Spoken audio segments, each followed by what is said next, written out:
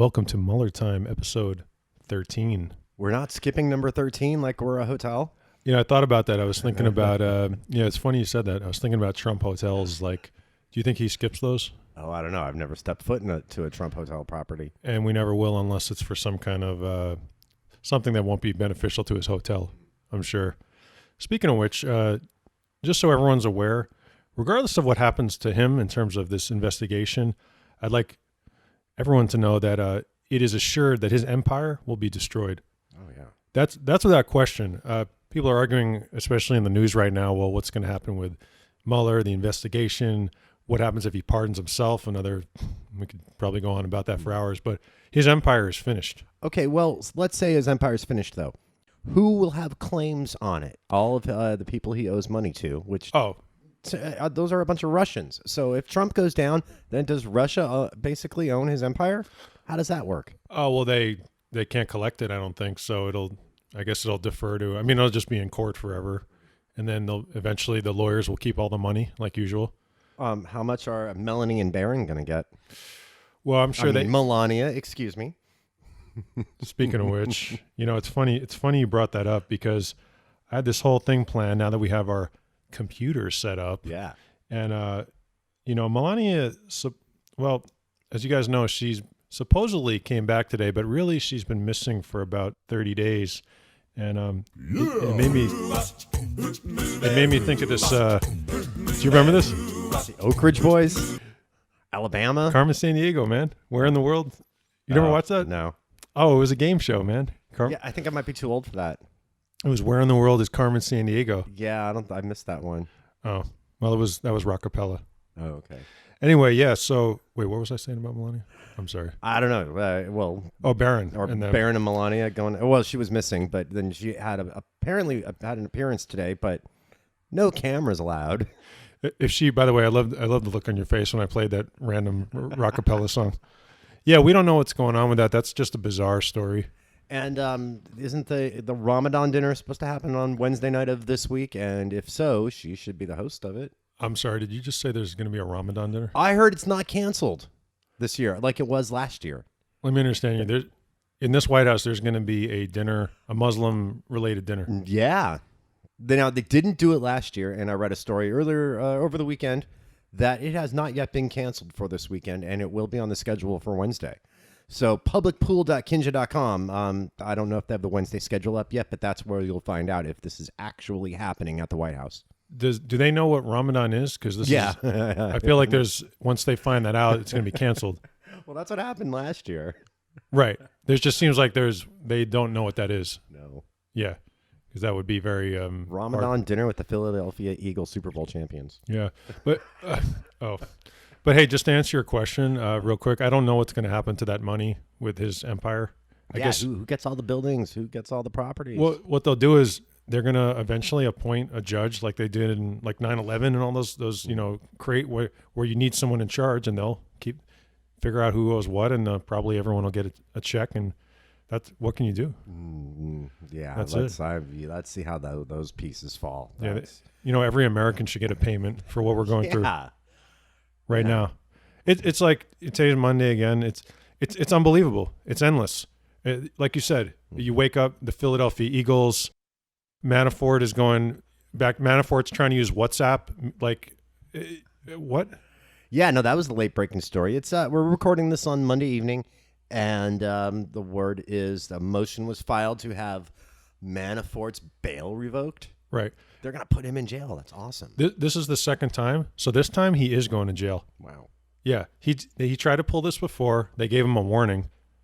Now they said he's by the way, I love that from what I read, he basically got turned in by whoever he's trying to plead with to please. Okay. Not like basically that person went to Mueller and was like, yeah. Well, Mueller must have had something on that person too. Yeah. Well, I think, yeah. Yeah, I don't know what Manafort thinks he's doing, but I do think he's very afraid, because why else would you act this way? Well, yeah. I think Manafort's just afraid of being killed, because he would have turned in Trump. Like, he doesn't care about Trump. He's afraid of Russians and whoever else he owes money to. Well, is he protected in his house arrest right now? Oh, my God. They must have all kinds of, Tommy Lee Jones, U.S. Marshals type of deal. Now, does Putin have anyone inside a federal pound me in the ass prison that could do something to Manafort? We should quote Office Space every time. Yeah, a little homophobic quote, but I did anyway. No. We did it last time. We're going to do it this time. Okay. What was your question? Does Putin have anybody on the inside of federal pound me in the ass prison? Oh, my God. Yeah. Hey, they almost killed that guy right in Britain in a public park. Well, that's not it. That's not America. That's not a federal pound me in the ass prison. They threw a guy out of a window in Washington, D.C., killed that guy. Okay. The guy who founded RT. Yeah. That was Putin killed the founder of RT. Yeah, okay. yeah. A lot of people don't know about that because it was when it happened. I shouldn't laugh at someone's death, but okay. No, I mean the guy at first they ruled it a accidental drunken death, but only months ago, this was recently, they ruled it a homicide, and you don't hear anything about that. You guys can look it up and Google it. The founder of RT murdered in the middle of Washington D.C. Wow. What's up with that? Yeah. Like, when was this recently? Was this years ago? When was this? A couple of years ago, I think. Okay. But it was only ruled a homicide a couple months ago. Was that before or after Michael Flynn and Jill Stein went and had their nice little anniversary RT dinner with Putin? I'm not sure, man, because that guy wasn't part of RT for he founded it and then he fell out with Putin, so he had been out of the loop with RT for a while. Okay. Yeah. So in terms of the news, so Mueller, I guess basically we know what Trump's strategy is now. I guess we've always known, but we know what it is, and it's that he's going to say he's above the law. That's the strategy. I mean, right? Yeah. Well, Sarah Huckabee Sanders got beat up over that today at the White House. Yeah. Huckabee Sanders, Chris, or Cuckabee. Okay. No. What did she say? Well, no. She got beat up all day, or not all day, for the 20 minutes she was in there, over did Trump help Don Jr. or not write the email about the Russian adoption meeting? Has Don Jr. ever written anything without help from someone? Well, Sarah Huckabee Sanders last summer was at the press conference, her daily press conference, saying how he helped him like any father would help his son. And now there's a contradicting thing out about that. So Sarah Huckabee Sanders was asked to clarify, and she gave her non-answer, which is, I refer you to outside counsel. Yeah, that's about the president. I'm going to refer you to somebody else because I can't speak about the president. Come on, what? That's her job. That was a truly amazing moment. That's never happened before. The press secretary of the president of the United States has never referred a matter involving the White House to outside counsel. Occasionally, if there was a side matter, like the president had something going on, well, that like a legal thing. But this was actually the White House. Like basically, she was like, "I can't answer your question. Please speak with my lawyer." Yeah, like that. Yeah, really. These lawyers that actually don't talk to press. On top of that, so apparently, they went through I'm sure you saw this because it was just on TV. They finished going through all the documents from Michael Cohen's office. You saw that? It had like a million files to go through. There were over 12,000 documents that Michael Cohen says are protected. Did you see how many the special master said are protected? That would be 0. Close. 14. 14, okay. 14 out of 12,500 documents. Everything else can be admitted into evidence. And these are all like all of his dead burner phones that he didn't destroy? Yeah. That's all. If he was smart enough, was he smart enough to use a burner? Well, no, wasn't that one of the stories where they when they raided his office, they got like 20 phones or 17 phones or some stupid number like that, and they were burner phones. Yeah, he should have watched The Wire a little more. I know you haven't seen it yet, but there's a lot of stuff about burners in there. Okay. There's a famous episode where this guy, his job is to buy burners, and he drives up and down like kind of the Baltimore highway with his girlfriend who insists on going with him, and she's just nagging him the whole time. It's hilarious. Anyway. Should we even do the Philadelphia Eagles thing? Is that okay? Well, you know what I read earlier tonight on Facebook? Sean King on Facebook was talking about Trump's tweet where he uninvited the Philadelphia Eagles. In the tweet, Trump cites the Eagle players that would kneel for the national anthem. Sean King on Facebook. Now, I didn't go fact check it, but Sean King is claiming no one from the Eagles ever kneeled all season long. That's correct. You know, my buddy Jerry that I wrote with we wrote a television pilot together. He's a huge NFL fan. He hit me up with that information, anytime this guy says anything about the NFL, I know it's true. Okay. And I mean, yeah, what can you say? So why is Trump canceling them then? I reject you before you reject me. Basically. You know what the best part about that is, by the way? Since none of the black players were going, he just canceled all the white players. Yeah. What happened to white supremacy, dude? You just fucked with all the white players. Well, that would I think the optics are really big. Like he would. I don't know if Trump can recover from that. If 0 black Philadelphia Eagles Super Bowl champions showed up to the White House, yeah, that would not go over well at all. 80% of the NFL is black. I just hope that these players take charge and know that they have the power. In the same way that in this, let's say, for example, in this Mueller investigation, we have the power. The people have the power. This guy's going to pull his bullshit strategy, and that's when we go out in the streets and it's over. So I don't know what they think is going to happen, but this guy's not going to be the president. I maintained this past Christmas. And I'm going to stick with that. Well, we got June 15th coming up. Now, yes, sir. We were talking about this just before we turned on the microphones. Rachel Maddow on the Rachel Maddow Show and MSNBC earlier this evening didn't get too much into detail, but did say that June 15th is some sort of drop-dead date for Michael Cohen, where I don't know what legal thing is coming. Like, he's got to answer to something by June 15th. Wow. So if that's and Rachel made it sound like that's going to be a massive news day. Friday, June 15th. Well, we got to figure out, did they say what was going on there? Or just she said it right before she went to a commercial break. It was the end of her first segment.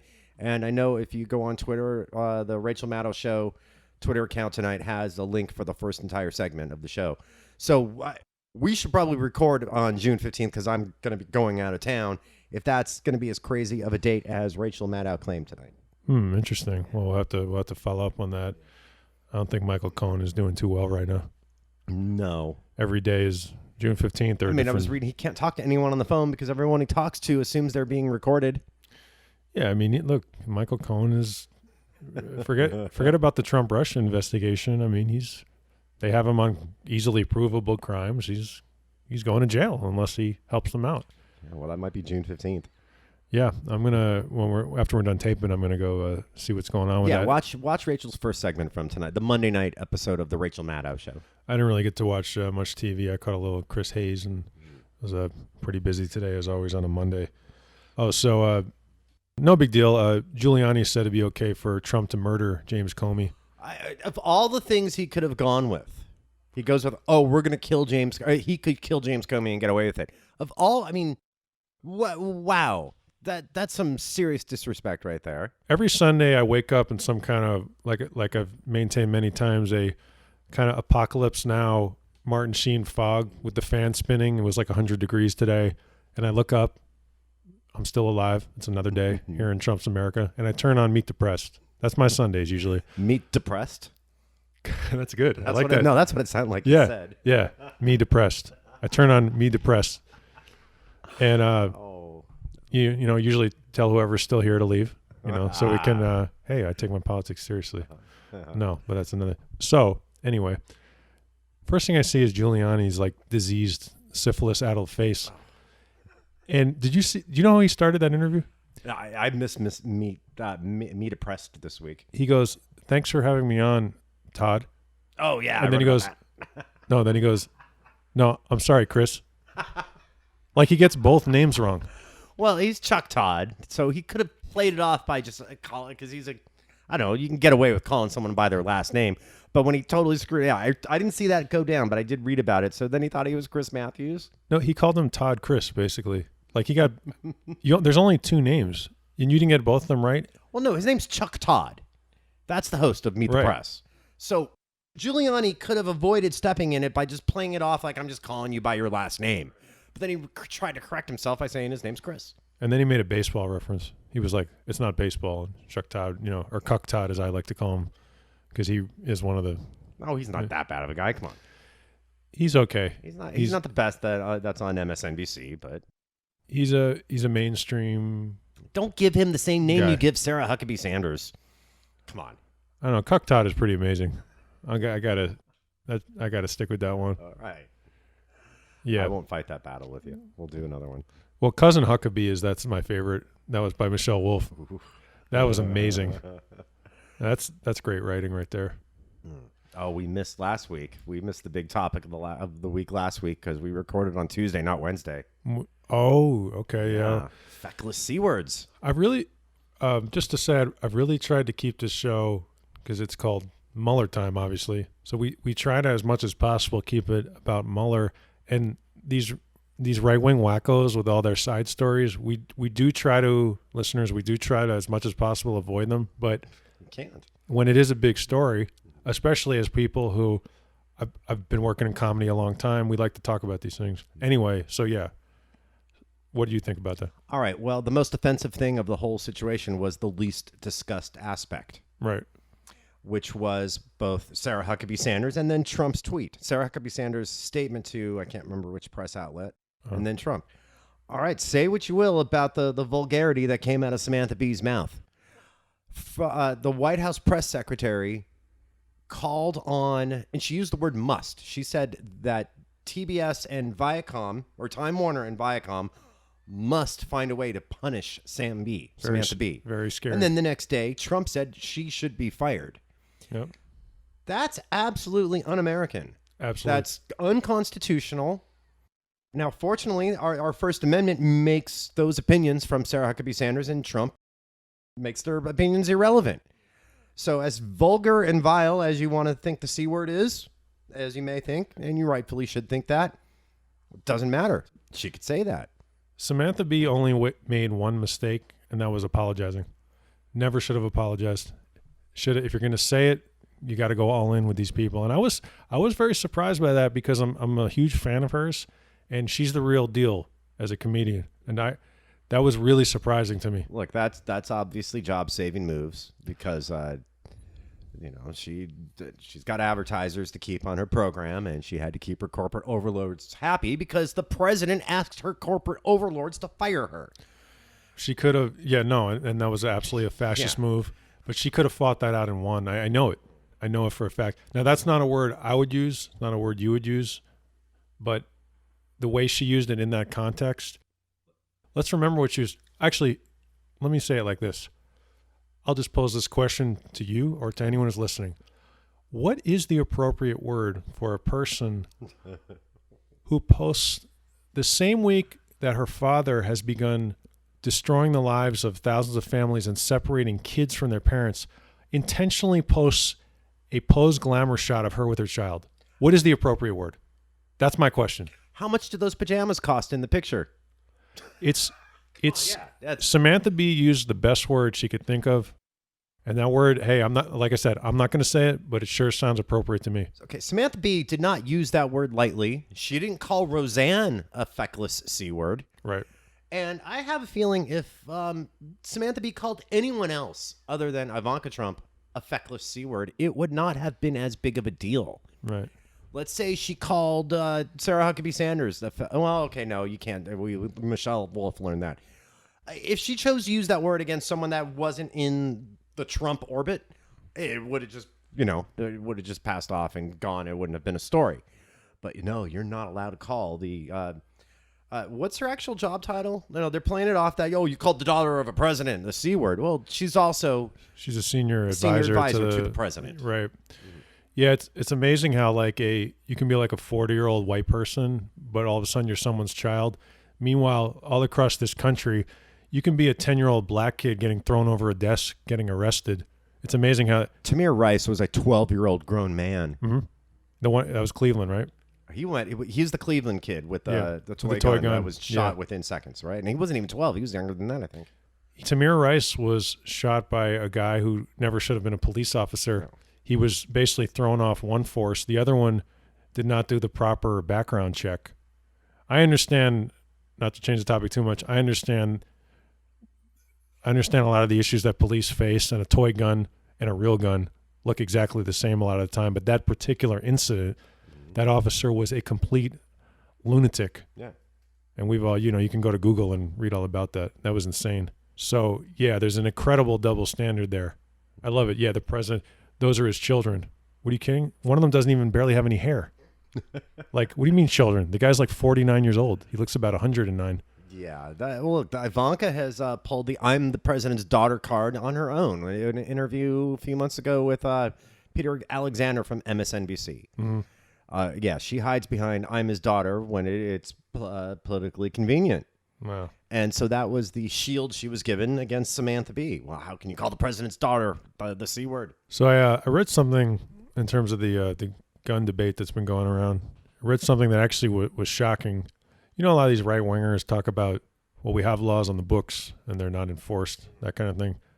I don't know. Did you see this story about the ATF? No. That was in the New York Times. Please tell me. This was it was actually absolutely incredible. It was one of those things where you're reading it and you almost did a double take. So apparently, the ATF, which part of their job is to take laws that are on the books regarding, they regulate gun dealers. They have to keep certain kinds of paperwork. So basically, almost all the time, when they find violations, serious ones like a gun store, that's selling to a felon or that's not keeping the paperwork or whatever, the agents request that the place be shut down, and the supervisors 9 out of 10 times keep the place open. So next time some gun nut says, well, the laws aren't doing anything, no, they're not enforcing them because basically the NRA puts pressure on these people. It's all about money. I mean, some of these violations were outrageous. This one place, it's called Gun World or something. It's gotten in trouble all these times for selling to these lunatics. And the field agents are saying, hey, this place has to go. And they don't do anything. It was just absolutely insane. Yeah, because the NRA has your best interest at heart. Okay, you mentioned the ATF. How many years until the ATF is the ATMF? Wasn't that a 90s punk rock band? No. Oh, I don't know. No, just joking. Well, no. I always thought it's odd that tobacco's thrown in with alcohol, tobacco, firearms. Yeah. So when is marijuana getting added to that list? The ATMF. Oh, you think they'll do that? Well, if tobacco has a whole arm of government and federal law enforcement, you'd think marijuana is going to as well sooner because it's going to be a bigger cash crop. But when it's legal, won't they lay off it? Well, tobacco's legal. I see what you're saying. Yeah. Like so when is it going to be the ATMF? Oh, maybe, or a separate thing. Maybe it should be a separate organization. Well, I absolutely think those things should be a separate organization than the cops that are policing firearms. How cool would it be to have a jacket that says federal agent and a marijuana leaf on the back? That'd be so dope. I could hire like stoners and stuff. Literally. Dude, I need you to put your hands up now. Please, dude. No, why would he be high? It's like in those old LAPD videos where they would I guess smoke some marijuana at the station and come on, just you to see what it know was the like. 80s LA cops were had the best cocaine all the time. Oh, there's one guy who works over at the diner there where he was telling me he's one of the guys who I've known him a long time, and he was telling me how like in the heyday he was into some dirt, he sold a little drugs anyway. He said there were these two cops, they were brothers, and one of them worked in homicide, the other one was vice. And anyway, one time they saw him and he ran, and we all know that's a very big deal especially with dirty cops. They get very upset when you run. So they drove him to, just like you see in the movies, they drove him to the wrong neighborhood and beat the shit out of him and left him in like the wrong, not his hood. Wow. And it was like, wow. Like it's one thing when you see that in a movie or hear about it, but it's one thing when the guy who's like pouring your coffee says it to you. Well, you were mentioning The Wire. That sounds like a scene that happened on The Shield in the mid 2000s. Another show I was a big fan of. Yeah. Was that a specific scene? It sounds like it. I can't think of it. I watched that. It was a decade and a half ago that I watched that series. Great. But yeah. And that show was based on Rampart. Yes. I know a guy who was a Rampart cop. Okay. A separate thing. And he told me one time a story that, long story short, they pulled up on these four guys who proceed to somebody drops a loaded gun on the sidewalk, and the guys basically were like, so this guy and his partners were like, well, whose gun is it? Of course, no answer. They go, well, and this is where the shadiness of what those guys are doing. They said, okay, so what you guys need to do is pick whose ever gun that is, and we're going to go over here. So they went over and hung out for a while, and finally these guys picked somebody. Oh no! And that they went to jail. So you could argue in some ways, hey, is that police work? Well, the gun. What he told me was hey, look, the guy told me, he's like, look, it was shady, but when the gun was off the street, he made his argument for that. Mm-hmm. And the guy they picked was a juvenile, of course. So who wouldn't, go to a real prison? I just always thought that guy had a lot of good stories, man. That sounds like something they would have done on The Shield too. Oh, dude, this guy totally likes. I don't care which one of you guys did it. You decide which one, and I'm taking you away. No, I mean this guy had. I have a lot of like LA cop friends, but that was a good story. We got election tomorrow. We do, man. Yeah, we do. Any candidates you're supporting? Let's see. Was there anybody interesting? No, I'm going for a fairly safe Democratic ticket up and down. Now, you have an interesting choice for California governor. All right, maybe, saw that. First of all, maybe we should explain to our non-California listeners how the California primary works, and I'll make it very simple. In most primaries, you either vote for the Democrats or Republicans or whatever party you're registered to. That doesn't work that way in California. All of the candidates are just all on the same ballot in the primary, and the top 2 vote getters get to be on the final ballot in November. So that sounds like the West Coast liberal opposite thing of gerrymandering, or a liberal West Coast version of it. Basically a total clusterfuck. I mean, yeah, but apparently no. Who was I reading earlier today saying that might cause some trouble for the California congressional candidates, where there are a lot of Democrats vying for seats that they're hoping to flip from Democrat or from Republican to Democrat, and they might cancel each other out. That it is a problem, because if you have this. In a good way, a lot of people are running for election now with this whole blue wave thing, which is great. The problem is in the California primary, if the top 2 people go, so you'll have, let's say in these districts, you'll have a Republican incumbent, like let's say it's a Dana Rohrabacher, and then you have 50 Democrats, and they all split the vote. That's going to make it easier for him. Well, yeah, look, that dude has been in office since as long as I can remember. I am from behind the orange curtain, and he's always been a politician as long as I can remember, and I'm old. And this being Mueller time, he's one of the worst Russian corrupted officials. Like the first Republican that was playing footsies with the Russians. And you'll be hearing his name. He's mixed up in this too. Yeah, he is a California Orange County racist Republican. Ugh, yeah. But to answer your question, it's very rare that, at least for me, that I get to vote for. It's very rare that I actually get to really vote for someone that I want to vote for, and you saw that thing I posted on Facebook. I am in the Senate race voting for Kevin DeLeon. Okay. I just think that if you're voting in California, you really need to consider voting for this guy. Dianne Feinstein has been there a long time. I know, yeah. She hasn't always been a senator, but she's been a politician for my entire life. We don't have a huge amount of time to go into this. She's the definition of the establishment that helped get us Donald Trump. That's just the way I feel about it. I don't blame it on her. I don't blame it on the party. But it's time for a change. And this guy's a real progressive labor organizer who knows what he's doing. He's not just some Jill Stein flunky. And is he registered as a Democrat, or is he in some funky weird party? He is. He's an elected official now. I believe he's a state senator. And, he's gotten some real... He almost got single payer passed in California. Wow. Yeah, he's done some real stuff. So he's going to be in the top 2, but it's going to be close. All right. Well, just on the strength of your endorsement there, I'm going to read up about him when we're done recording, and I might change my mind before I go to our polling place tomorrow morning. Look, if you don't, I'll just find a new co-host. So just think about it.